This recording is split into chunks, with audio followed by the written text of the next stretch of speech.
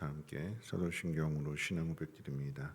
전능하사 존재를 만드신 하나님 아버지를 내가 믿사오며 그 외아들 우리 주 예수 그리스도를 믿사오니 이는 성령으로 잉태하사 동정녀 마리아에게 나시고 본디오 빌라도에게 고난을 받으사 십자가에 못 박혀 죽으시고 장사한 지 사흘 만에 죽은 자 가운데서 다시 살아나시며 하늘에 오르사 전능하신 하나님 우편에 앉아 계시다가 저리로서 산 자와 죽은 자를 심판으로 오시리라. 성령을 믿사오며 거룩한 공회와 성도가 서로 교통하는 것과 죄를 사하여 주시는 것과 몸이 다시 사는 것과 영원히 사는 것을 믿사옵나이다. 아멘. 좋으신 하나님, 오늘 새벽에도 하나님 귀한 전으로 인도해 주셨습니다. 우리에게 향하신 하나님의 뜻이 무엇인지 하나님의 음성을 듣는 시간 되게 하시고 하나님의 음성을 통하여서 우리 마음 가운데 또 우리 삶 가운데 혼란하고 어지러웠던 모든 것들이 하나님 다시금 질서가 잡혀지게 하시고 하나님을 기쁘시게 하는 삶을 살아갈 때에 모든 것이 회복되고 평탄한 일들 이루어지게 도와주시옵소서. 감사드리며 모든 말씀 예수님의 이름으로 기도합니다. 아멘. 하나님 말씀 옵니다. 하나님 말씀은 에스라서 4장 11절 말씀부터 24절까지 한 절씩 교독을 읽겠습니다. 하나님 말씀은 에스라서 4장 11절로 24절까지 한 절씩 교독을 읽겠습니다. 아닥사스다 왕에게 올린 그 글의 촛불은 이러하니 강 건너편에 있는 신하들은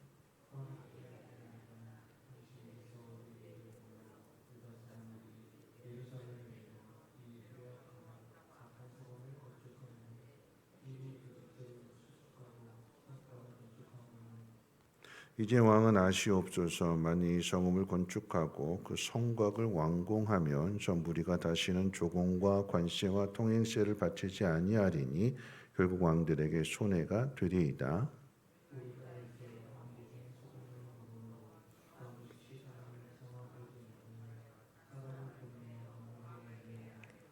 왕은 조상들의 사기를 살펴보시면 그 사기에서 이 성읍은 패역한 성읍이라 예로부터 그 중에서 항상 반역하는 일을 행하여 왕들과 각도의 손해가 된 것을 보시고 하실지라 이 성읍이 무너짐도 이 때문이니이다.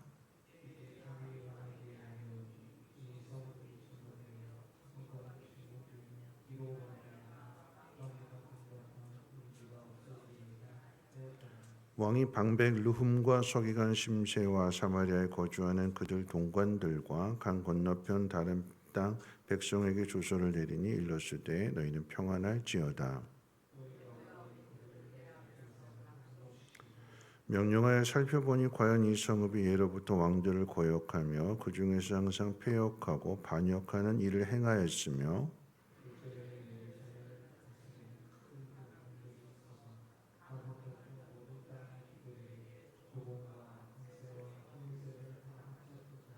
이제 너희는 명령을 전하여 그 사람들에게 공사를 그치게 하여 그 성을 건축하지 못하게 하고 내가 다시 조서 내리기를 기다리라.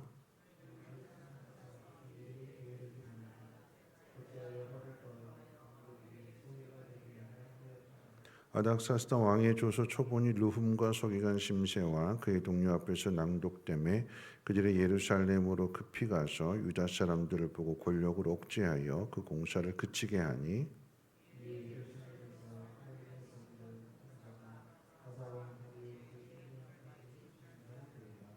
아멘. 네, 오늘 말씀은 그냥 성경만을 봐서는 이해할 수가 없는 그런 내용입니다. 왜냐하면 어제 말씀은 이제 성전 재건에 대한 이야기를 했는데 그런데 오늘 말씀 읽은 말씀은 성곽 재건에 대한 이야기로 이렇게 바뀌어져 있습니다. 성전 건축하는 것도 반대를 했는데 그 다음에 이제 성곽을 재건하는 것도 반대했다라고 하는 내용을 지금 이제 오늘 본문에서 소개하고 있는데 이건 시대적으로 다른 이야기입니다. 이것은 그래서 좀 이제 배경을 설명드릴 것 같으면 앞서 어제 살펴봤던 성전 재건하다 중단되었다 그 이야기는 포로 귀환 1차 시대인 수룹바벨 그때 시대 때 있었던 이야기입니다. 그러니까 이제 기원전 537년에 성전 재건을 건축을 해서 중단됐다가 이제 515년에 완공하거든요. 그러니까 한 21년 만에 성전이 중단됐다가 이제 완공이 되는 그런 시기를 겪게 되는 거고, 지금 에스라는 언제 사람이냐 하면 그로부터 한 7, 80년 뒤에 나오는 사람입니다. 기원전 이제 480년에서 440년 그때는 이제 느헤미야랑 같은 시대 사람이기 때문에 우리가 성벽 제거는 느헤미야가 한 일로 잘 알고 있잖아요. 근데 지금 이제 시대가 다른 이야기인데 성전 건축을 이야기하다 갑자기 그 자기 시대에 있었던 에스라 시대에 있었던 성벽 재건이 중단된 이야기를 하는 그 이유는 뭐냐면 어느 시대에나 이렇게 방해하는 세력이 있다라고 하는 거죠. 하나님이 하시고자 하는 일들, 성전 재건이 됐든 아니면 예루살렘 성벽 재건이 됐든 하나님 백성을 보호하는 그 일에 있어서 항상 사단은 그 일을 방해한다. 이거 지금 그 얘기하고 싶은 거예요. 성전 재건이 먼저 있었던 일이고 성벽 재건은 나중에 있는 에스라 시대에 있었던 이야기인데 앞에 있었던 이야기를 하면서 우리 앞선 시대에도 이런 어려움이 있었고 지금 우리가 살아가는 이 시대에도 이런 어려움이 있다라고 하는 것을 이야기하는 것입니다. 자, 오늘 이제 그 에스라 시대에 있었던 그 성벽 재건의 방해 그리고 그 방해 그 조서 고발을 듣고 아닥사스다 왕이 조서를 내려서 금지를 시킨 그 내용을 조금 더 구체적으로 살펴볼 것 같으면 이 반대하는 사람들이 고발장을 보내는데 접수하게 되는데 그 내용이 그런 겁니다. 이 페르시아 왕국에 있어서 국가적으로도 그렇고 경제적으로도 그렇고 또한 이제 정치적으로도 그렇고 큰 손해를 보게 될 일을 지금 고발한다 그러면서 유다 사람들이 이제 이 예루살렘 성읍을 재건한다고 하면 이제 이 사람들이 강해져서 페르시아에 조공을 바치지 않을 것입니다. 세금도 바치지 않을 거고 통행세도 바치지 않게 되면 그러면 페르시아에 국가적으로 큰 경제적인 손실을 입게 될 겁니다. 그리고 이 사람들은 항상 예로부터 반역을 일삼는 사람들이었습니다. 쉽게 호락호락하지 않았고 쉽게 타협하지 않았고 아주 독불장군이었고 고집이 센 사람들이기 때문에 그리고 이 사람들은 남에게 쉽게 복종하는 사람들이 아닙니다. 반역을 일삼는 사람들이기 때문에 초장에 잡지 않으면 나중에 큰 손실을 보게 될 겁니다. 그리고 이렇게 이야기합니다. 이 성읍이 완성이 되면 그러면 그때는 이들이 견고하게 자기들 지켜내느라고 이 서쪽 편에 있는 이 땅을 영원히 잃어버리게 될 것입니다. 그러면서 이제 고발하는 거죠. 이 말을 듣는 데 있어서 결정적으로 한마디를 더 합니다. 뭐라고 얘기하냐면 아첨하게 되는데 우리는 왕으로부터 내려오는 소금을 먹는 사람들인데 그런데 만약에 예루살렘이 이렇게 반역을 하게 되고 이로 인해서 페르시아 그 왕국이 혼란을 겪게 되면 왕이 내려주는 소금을 우리가 먹지 못하게 될까봐 심히 걱정이 됩니다. 우리는 당신이 내려주는 것을 먹고 사는 사람들인데 당신이 아프게 되면 당신이 힘들어지게 되면 우리는 앞으로 어떻게 살아야 되느냐. 그러니까 우리 말 들어주고 이 일을 빨리 미리 차단해 달라라고 하는 아첨입니다. 이 모든 관계를 좀 확인해 봐야 되는데 확인하지 않고 그 말을 들어보니까 누구를 위한 말이냐면 다 이 페르시아 왕을 위하는 말이거든요. 나를 걱정해 주는 말이거든요. 내 편 되어 주는 말이거든요. 그러니까 확인해 보지 않고 그 말에 홀라당 넘어가 버립니다. 이 페르시아 왕이 이렇게 그냥 이 조서만 보고도 확인조차도 하지 않고 그냥 그대로 믿고 성벽 재건하는 일을 중단시킨 그 배경에는 그 시대적인 상황도 짚고 넘어가야 돼요. 왜냐하면 이 페르시아 역시도 상황이 좀 좋지 않거든요. 정치적으로 혼란하고 힘든 상황인데 거기에다 지금 반역을 한다고 하니까 그 말이 반역이라고 하는 말에 훅 넘어가게 되는 거죠. 나 지금 이렇게 힘들어 죽겠는데 누가 나 지금 나를 더 괴롭힌다고, 나를 더 힘들게 한다고, 그러서는 안 되겠지 하면서 그 말을 홀라당 믿고 조서를 내려서 성벽 재건하는 그 일을 중단시킵니다. 그러니까 유혹이라고 하는 건 항상 끊임없이 오게 되는데 그 유혹이 내가 가지고 있는 상황과 맞물려서 온다라고 하는 거예요. 모든 게 좀 편안하고 여유롭고 그러면 좀 다시 한번 생각해보고 막 이럴 텐데 내 상황이 참 급박하고 힘들고 막 그렇게 되면 생각할 여유가 없는 거죠. 걱정이 더 많고 두려움이 더 커지게 되는 거고 의심은 더 커지게 되는 거고 그러니까 거기에 넘어지게 되는 거예요. 여러분 이것은 페르시아 왕에 대한 이야기이기도 하지만 여러분 이 이야기는 우리 이야기이기도 합니다.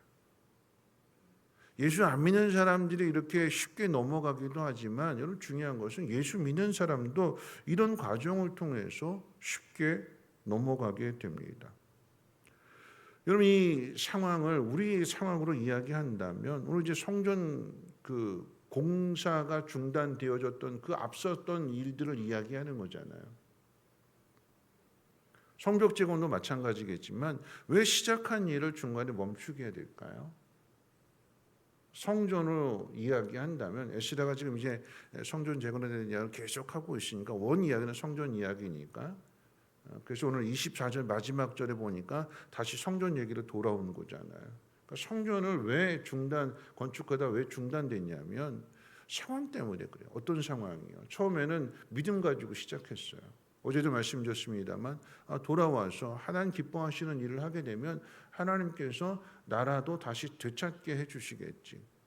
그러니까 성전 건축을 하고자 하는 가장 중요한 목적은 하나님을 사랑하는 마음에 사는 것이 아니라 거기에 인간적인 욕심이 들어가는 거예요. 내가 성전을 건축해 드리면 하나님 나에게 복을 주시겠지. 이 이스라엘을 다시 회복시켜 주셔서 다윗의 그 나라, 솔로몬의 그 나라를 다시 세워 주시겠지. 그러면 그 다음부터는 내가 편안하게 잘 살겠지 하게 하는 그런 인간적인 욕심을 가지고 공사를 시작했는데 공사 시작해도 달라지지 않거든요. 성전 건축하게 되는데 그런데 뭐 나라가 다시 회복될 기미가 전혀 보이지 않는 거예요. 그런 상황 속에서 어려움이 찾아오게 되니까 쉽게 손 놓아버리게 되는 거고 성전 짓지 마라. 그게 중단되어서 무려 16년 동안 멈춰져 있습니다. 그래서 16년 후에 다시 재개해서 21년 만에 완공되는 거거든요. 여러분 이 이야기를 통해서 우리가 생각해 보는 것은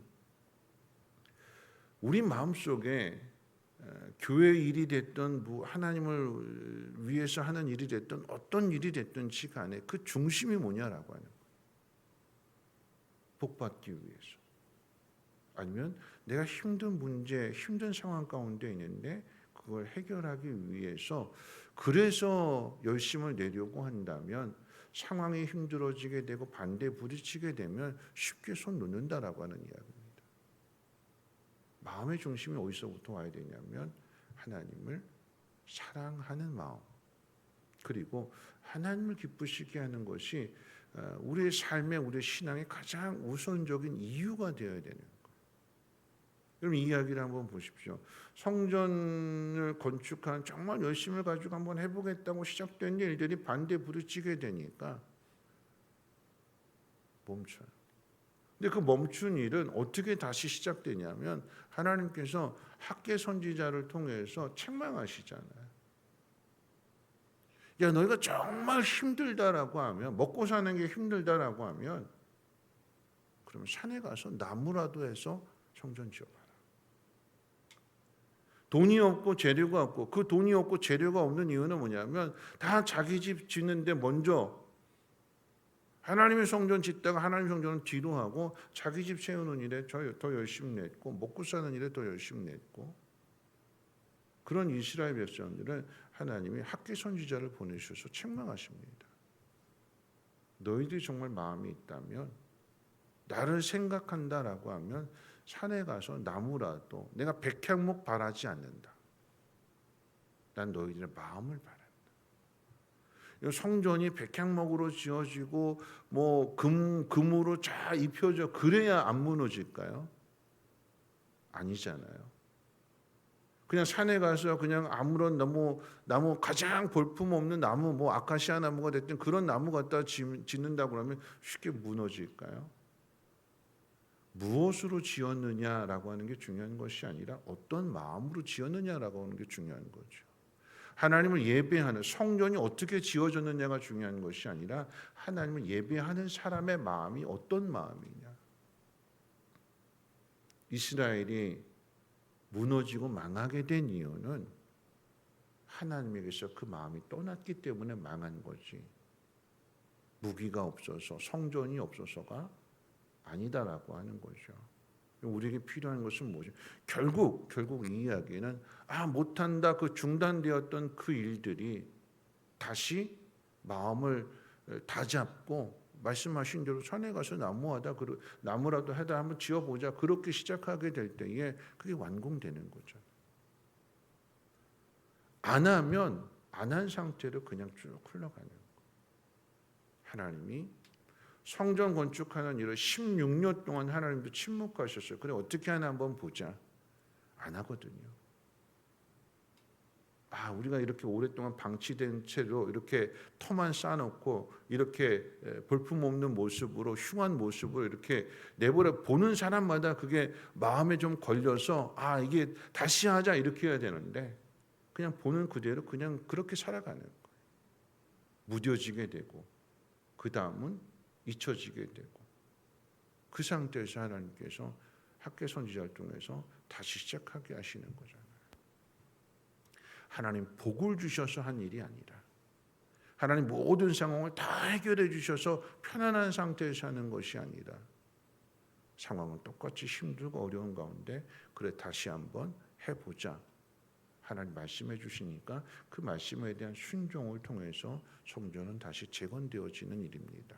말씀을 마칠 텐데요, 우리의 삶도 마찬가지인 거죠. 안 하면 하나님 그냥 알아서 저절로 해주시지 않습니다. 하나님은 말씀하셔요. 그 말씀을 듣고 어떻게 해요? 내가 결단할 때. 유혹은, 시험은 계속해서 끊이지 않고 옵니다. 스룹바벨 시대에도 유혹이 있고, 느헤미야나 에스라 시대에도 유혹이 있고 방해가 있고, 그 속에서 내 마음을 굳건하게 할 수 있는 것은 하나님을 사랑하는 마음으로부터 시작되어져야 됩니다. 이 자리에 나오는 것도 문제가 있어서 나오는, 물론 문제가 있어서 나오는 거 하나님 들으시죠. 그런데 항상 하나님을 사랑하는 마음, 내가 하나님의 뜻대로 살고자 하는 그 마음의 중심을 가지고 있다면 유혹이 온다 할지라도 하나님 앞에 물어보고 하나님이 가르쳐 주시는 대로 행하게 되니까 유혹을 이길 수 있는데, 그 마음이 없다면 상황이 막 급박한 상황 속에서 던져지게 되는 시험, 그 유혹은 우리가 쉽게 물리치지 못한다라고 하는 것입니다. 근심하게 되고 걱정하게 되고 생각할 여유도 없게 되는 거고, 그러니까 남의 말을 그냥 쉽게 믿어버리게 되는, 믿음의 사람도 그렇습니다. 그러니까 우리가 해야 될 건 사람의 말이 아니라 하나님 앞에 나와서 그대로 하나님 앞에 있는 모습 그대로, 들은 말 그대로 하나님 앞에 묻는다면 하나님 가르쳐 주실 것이고, 우리를 올바른 길로 하나님이 인도해 주실 줄로 믿습니다. 하나님 사랑하는 그 마음 늘 간직하시고, 어차피 언젠가 해야 될 일이라고 한다면 여러분들이 말씀을 듣는 오늘 결단하시고 그렇게 따라 행할 수 있는 그래서 회복의 은혜를 누릴 수 있는 우리 모두가 되시기를 주님의 이름으로 부탁을 드립니다. 우리 찬송가 348장 함께 찬송합니다.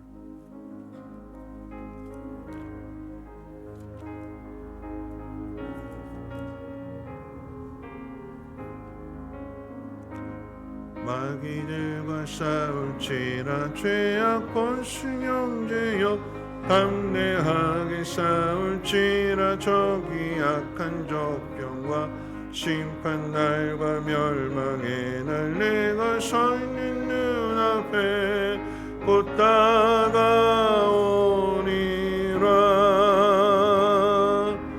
영광 영광 할렐루야. 영광 영광 할렐루야. 영광 영광 할렐루야. 곧 승리하리라. 마귀들과 싸울지라 죄악 본승 형제여 고함치는 물이 드는 흉한 마귀 아닌가. 무섭고도 더러운 죄 모두 떨쳐버리고 주 예수 붙들라. 영광 영광 할렐루야. 영광 영광 할렐루야. 영광 영광 할렐루야. 곧 승리하리라.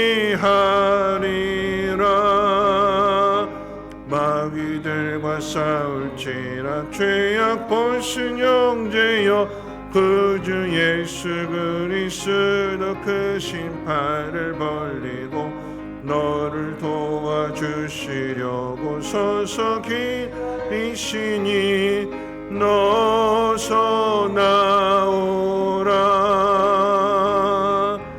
영광 영광 할렐루야. 영광 영광 할렐루야. 영광 영광 할렐루야. 곧 승리하리라.